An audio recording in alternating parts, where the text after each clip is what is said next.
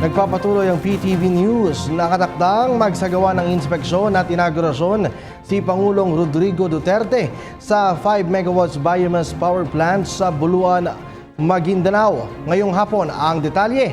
Alamin natin mula sa aming kasamang si Marita Muahe, live via phone patch.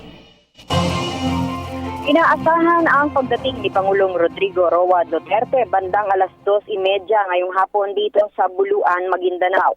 Nakatakdang magsagawa ng inspeksyon at inaugurasyon ng Pangulo sa 5 megawatt biomass power plant project ng Green Earth Enersource Corporation o GEEC. Sa pagdating ng Pangulo mamaya ay sasalubungin at sasamahan ito si Governor Ismael Mangudadatu para sa gagawing inspeksyon at pagkatapos ay magkakaroon ng maikling programa kung saan ay magsasalita si Pangulong Duterte.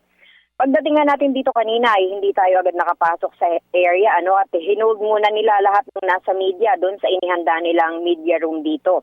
Ngayon nga ay kadarating lang natin dito sa area pero on the way nakita natin yung mga estudyante ng iba't ibang mga eskwelahan na nakapaligid dito sa lugar na naghahanda na rin na may mga dalang welcome banners para sa Pangulong minamahal natin na darating ngayon dito. Samantala, may impormasyon naman tayo na nakarating na rin ang Pangulo doon sa 6th Infantry Campilan Division sa Camp Siongco sa Cotabato City.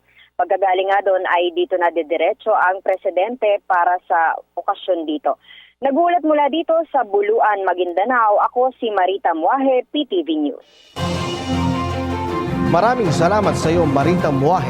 Hi, ako po si Aljo Bendijo. Subscribe na sa PTV YouTube channel. I-click lang ang subscribe button.